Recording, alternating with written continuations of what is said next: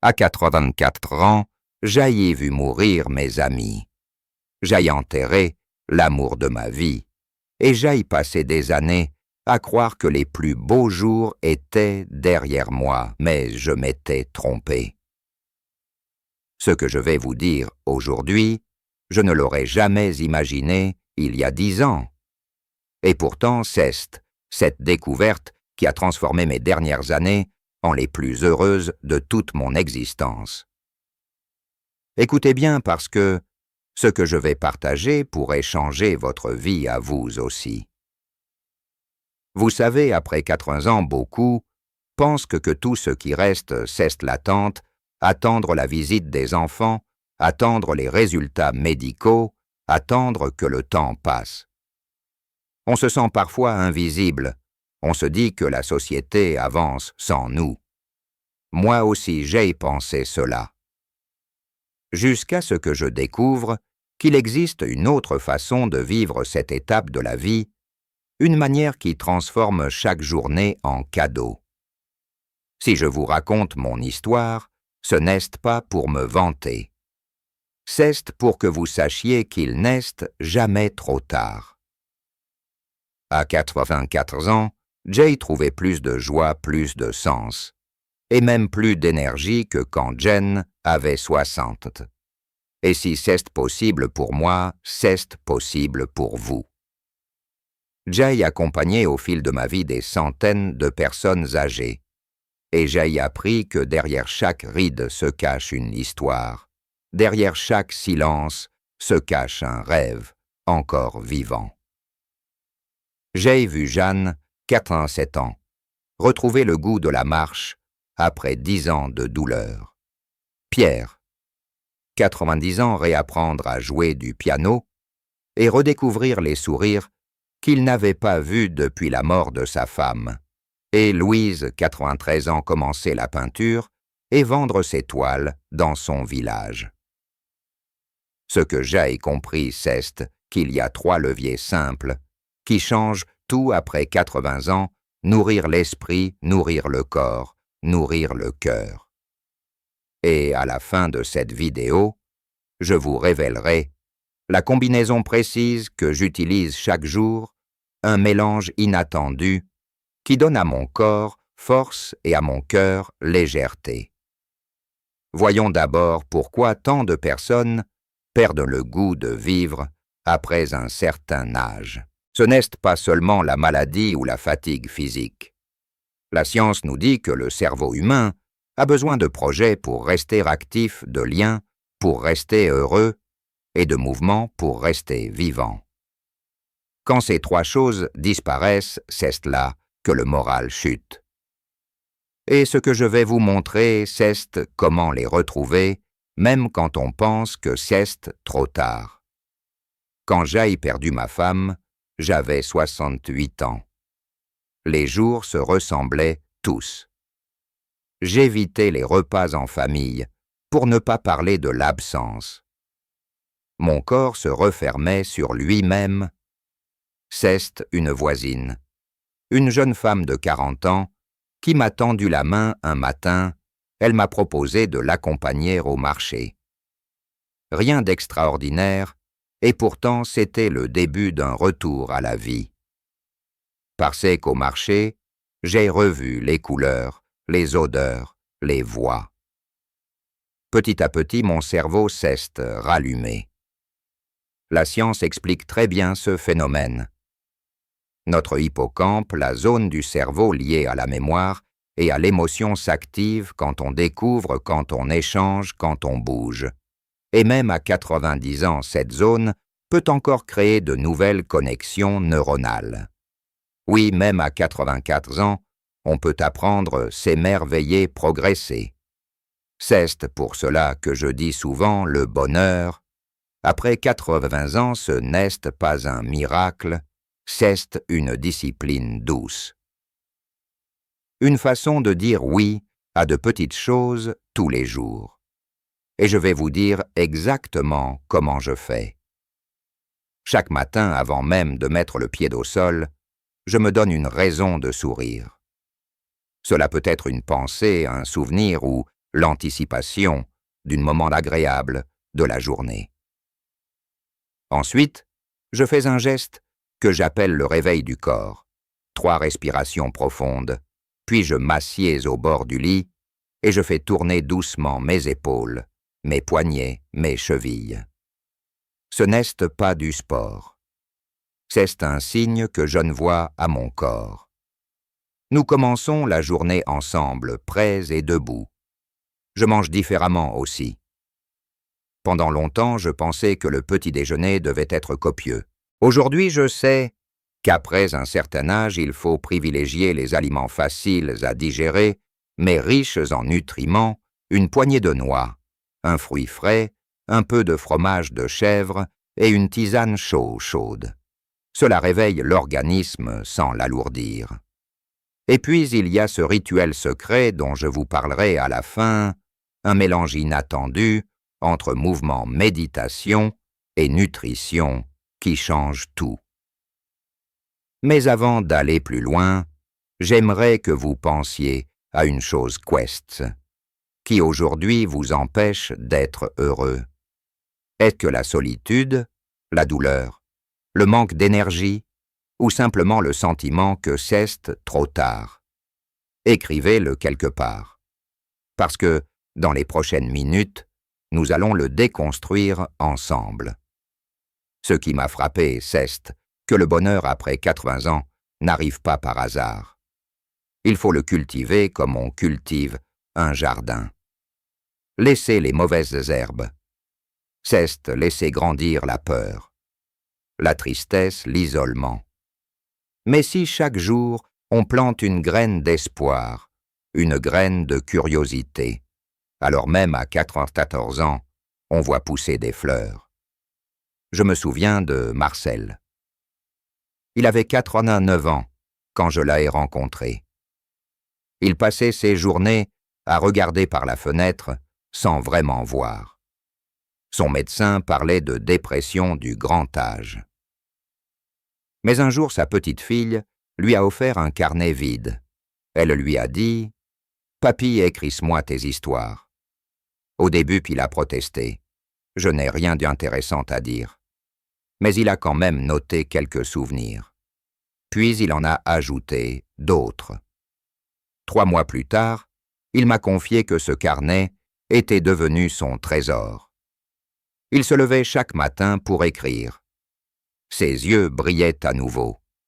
Pourquoi? Parce que son cerveau avait retrouvé un projet, une raison de se lever.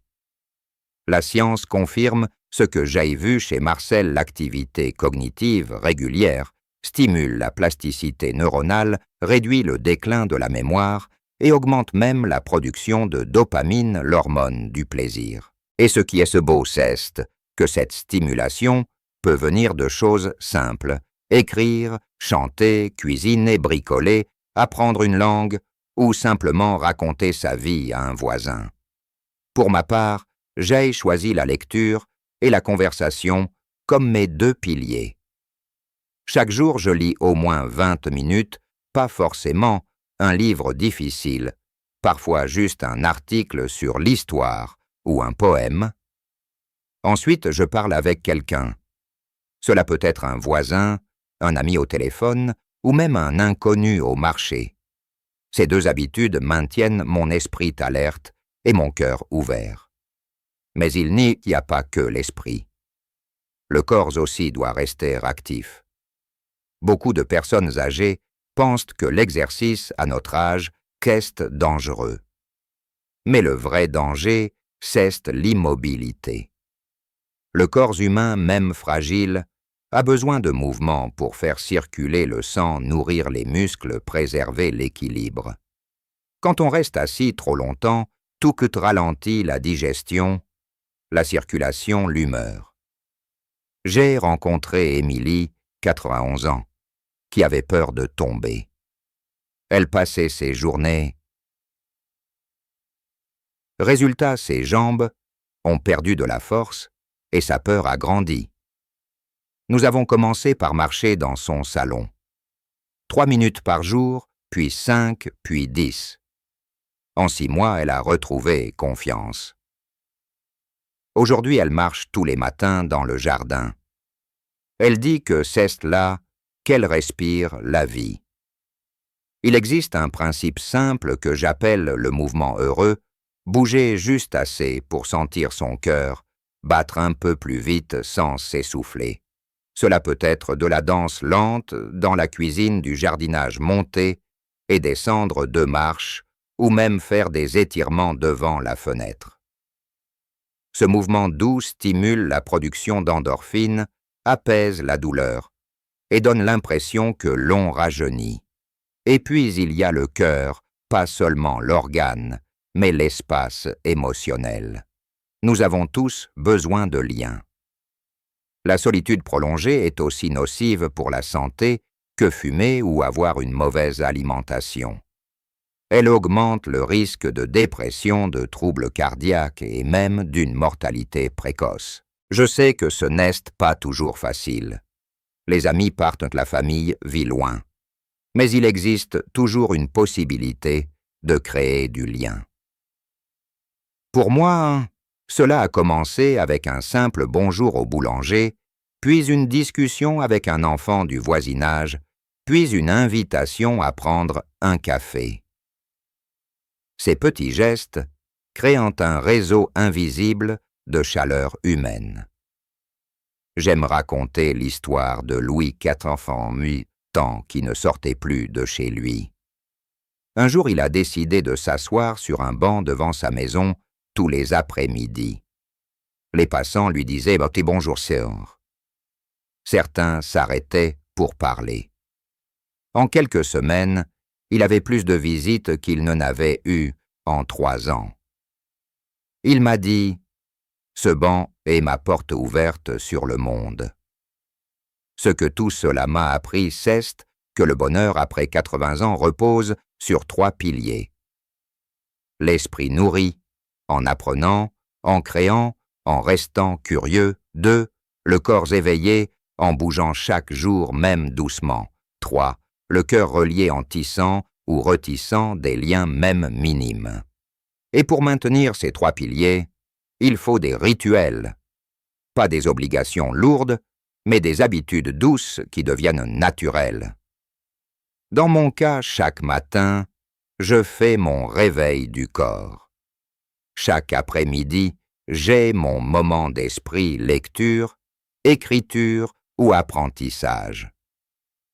Et chaque soir, j'ai mon moment du cœur, un appel, une visite ou même une prière pour quelqu'un.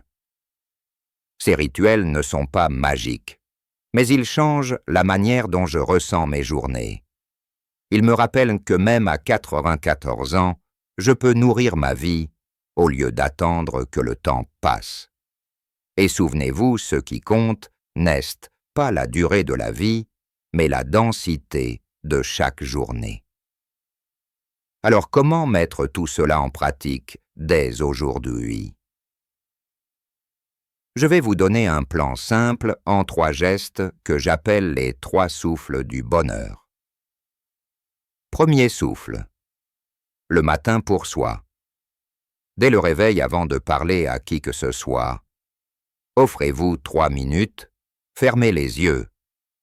Respirez profondément et dites à haute voix ou dans votre tête une phrase qui vous donne de la force. Cela peut être « Aujourd'hui, je choisis la vie » ou « Chaque instant est un cadeau ». Cette simple intention change la couleur de votre journée. Deuxième souffle. Le corps en mouvement. Trouvez un mouvement que vous aimez même minime. Cela peut être lever les bras vers le ciel, marcher d'une pièce à l'autre ou arroser vos plantes. Le secret n'est pas l'intensité, mais la régularité. 5 minutes tous les jours valent mieux qu'1 heure, 1 fois par semaine. Troisième souffle. Le lien humain. Chaque jour, connectez-vous à au moins une personne. Cela peut être un appel, un message, un sourire au marché. Ne sous-estimez pas la puissance de ces micro-rencontres, elles nourrissent l'âme.